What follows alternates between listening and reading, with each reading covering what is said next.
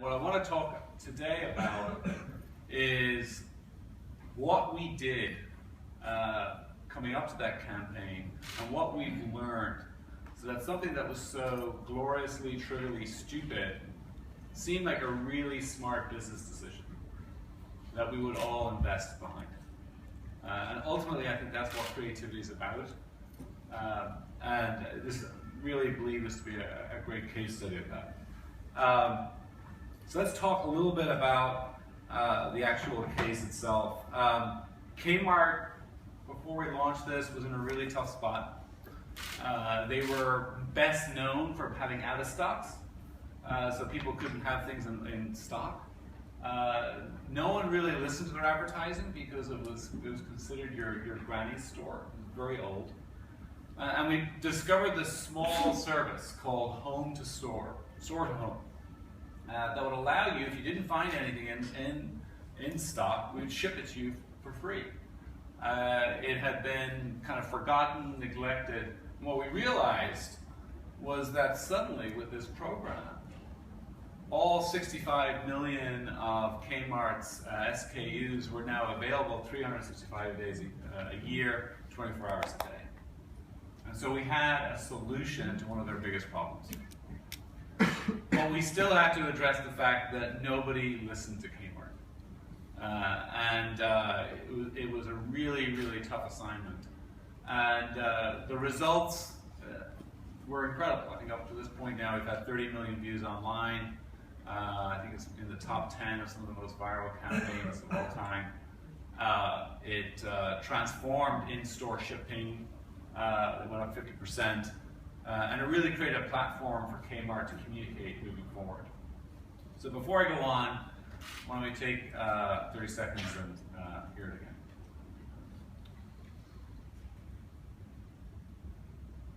Ship my pants, right here. Ship my pants, you kidding? You can ship your pants right here. You hear that? I can ship my pants for free. Wow, I just may ship my pants. Yeah, ship your pants. Billy, you can ship your pants too. I can't wait to ship our pants, Dad. I just shipped my pants and it was very convenient. Very convenient. I just shipped my bed. If you can't find what you're looking for in store, we'll find it at Kmart.com right now and ship it to you for free. That still makes me laugh. So what I want to talk about is the 5 key things we learned from that campaign and going into it.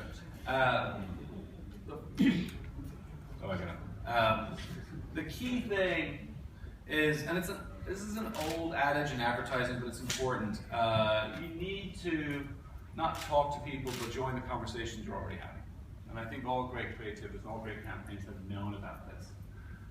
It is now harder than ever to interrupt people. We are competing with all content that's produced for all time against multiple devices simultaneously. It is hubris to assume you can interrupt and barge your way through. And so what you have to do is identify what people are actually talking about and participate in that conversation. And what's great is we now have fantastic tools for being able to do that at scale very, very efficiently. And I think one of the big foundational pieces of work that preceded Ship My Pants was a Facebook analysis of what types of things Kmart consumers actually engaged with online. And what we saw blew us away. And this was a scrape of 6 million Kmart fans, and it was the type of content that they were sharing online on Facebook. And it was, my favorite is speed limit 25, hit my kid because you're speeding, you won't need a lawyer. I'm so good, I scream out my own name during sex. Deaf to the bullshit, blind to the fake shit. It's my life, I'll be damned if I waste it. And so here was a very, in many ways, within the US context, very poor consumer, urban, over-indexed with immigrants, relatively isolated from the mainstream, but had a kind of a bawdy, rich sense of humor and pride that no one was talking to in the culture. And particularly in terms of our competitors, our main 2 competitors, one was very kind of socially conservative, Midwestern America. The other was more aspirationally middle class. no one was talking to this consumer the way they were already talking to each other. And it is one thing to go into a client with a survey of 600 people and saying this is what our consumers like.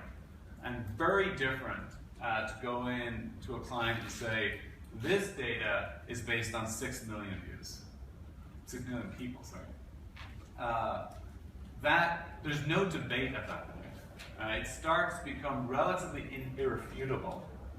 And people, what happens when you're working with this kind of data is that there is no more hesitation. I think hesitation is a great enemy of creativity, and when we really feel like we're talking to a universe of consumers that are engaging this type of content, clients get more confident in terms of how they want to talk, and when you give creatives that kind of confidence, you unleash their creativity. And so I really feel like this is something that we've continued to invest in. It was so successful with Ship My Pants. We recently did a piece of research for Bud Light on how millennials are defining partying in the summer, and again, a very specific focus, but we're able to look at data like 500 million likes. And again, that kind of research becomes very, very irrefutable. And so it's very exciting to be able to have those kinds of tools at our disposal in terms of understanding how consumers actually engage with content. We didn't make up the Kmart voice. We just copied it from how they were already talking online. So that's really key to join the conversations that are already happening. Next thing, and it's really important, is we've moved from a world of testing and trying to predict what's going to happen next to a world where we're acting and responding to our actions in the real world. We're really learning by doing. And that's a cute, short way of saying in-house production changes everything. I think one of the things that happened, Ship My Pants was not an isolated event. Over the last 5 years, because the costs of production have really kind of collapsed, agencies like ours are really, for the first time, able to invest in really high quality production. Now, why is a strategist talking to you about production costs? Because at a certain point, once production costs get so low, and the quality is so good for that price, the costs of failure decrease dramatically. And when the risks of failure decrease dramatically, and the speed at which you can act increases exponentially, there is no penalty for failure anymore. We made a lot of work for Kmart. Some of it we thought was brilliant. Some of the first executions failed miserably. But we learned from that. We learned from the responses, we learned what people were engaging with, and we got better. And our goal is to fail faster. And even with Ship My Pants, that was just a treasure trove of data in terms of what types of things were engaging. The fact that the kids were especially popular led to a lot of subsequent work. And it really does change your ability as an agency. And again, similar to the big data unleashing creativity, the collapse in production costs and the speed at which you can operate, and it reduces the risks of creative failures. And so you're giving creatives more license to take a chance. So learning by doing becomes really, really important. The next piece is around the third lesson, is there was nothing in Ship My Pants about category differentiation. We weren't talking about how we were different from our key competitors. We really were focusing for cultural distinctivity. I talked earlier on about the data that we captured on that consumer. And we realized that what Kmart could be wasn't a mass discounter that was 20% cheaper than other mass discounters. We really could be the voice for New America. That urban, multicultural, lower income population that's growing rapidly in the US, that no one was addressing with products and services that they really needed. And that's been a really a key thing that we've tried to do subsequently. And so when we think about when we think about some of the works, for example, like Joe Boxer, Jingle Balls, which is really a campaign all about, again, body humor for that Kmart consumer. There's nothing about that underwear being a little bit more comfortable. When we worked, one of our clients is Valspar Paint. Our campaign for Valspar Paint was about their efforts at curing color blindness. Again, there was nothing about how Valspar's paint is 20% easier to go on a wall. It was about the emotion of color. And one of our other client, Cox Cable, they had a new DVR that had an expanded memory. We made it into the official sponsor of binge watching. And I think kind of the key thing we're finding is, it's America, 21st century. Everything's pretty good. Rational differentiators don't matter anymore. They certainly won't matter for longer than a half second.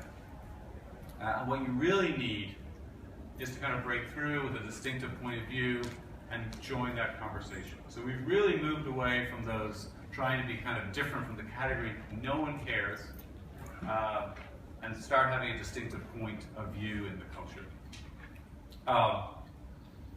And another point, and I think this overlaps, shockingly with the previous presentation, is around how we think about repositioning brands. Ship My Pants wasn't an anthem. In many ways, at the heart of it, there was a really core new product, which was this store-to-home service. And what we're finding is that what our consumers are really responding to is at the heart of that spot was an action. There was something going on. And it's something that we've really taken to heart. And in a lot of our work, the inactivity tracker for Joe Boxers, which we were excited got won a gold a couple of nights ago, that was a product. The Boeing paper planes, where Boeing engineers designed these paper planes and mailed them out to engineers at their interest in recruiting. That was a product. They're small, they're tiny, but it's a real thing, it's an action.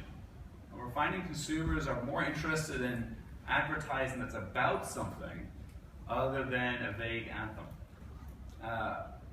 There's a lot of theories about why that works.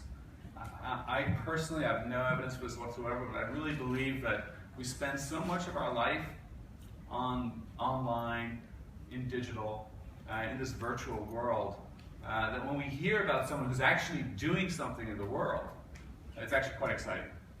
And so more and more, we're trying to shift our advertising from being about a beautiful soliloquy on the new America to an action that's supporting that consumer.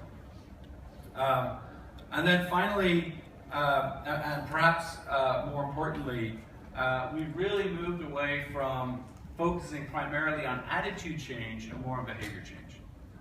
And it's an important one, because if you were trying to launch a new product and your goal was, I want everyone to like Kmart, I want everyone to think this new service is really cool, comparing it to poop would not have been a sustainable strategy. What we needed to do was get people to go to Kmart and use the service. That was the goal. And the challenge is that we've been shopping the same way for centuries. You go to the store, you pick up an object, and you leave. And if they don't have it, you leave. And the challenge with store to home was that everyone forgot about it. And so a huge part of the campaign was around getting it and making it memorable, similar to the Caterpillar. Memorability is huge. And there are three things that we're really good at memorizing. People, places, and humor, especially rude humor. That's the kind of creatures we are. We're social creatures. We want to know who has the food, we want to know where is the food, and we want to know who screwed up getting the food yesterday. That's what we remember. And so when people say, Shit My Pants was a sophomoric ad, I would say yes, it was a strategically sophomoric ad, because the goal was to get people to remember it. And potty humor is about as memorable as you can get. If you were designing for attitude change, you would have gotten an entirely different campaign that would have reminded everyone, oh yeah, I should have used that service today. And your media money would have essentially been spent reminding people that they screwed up. The key thing, and I'll close on this, is, and that last piece, we really spent a lot of time over the last 3 or 4 years investing in behavioral economics and understanding why it is that creativity works and why it is that messaging works.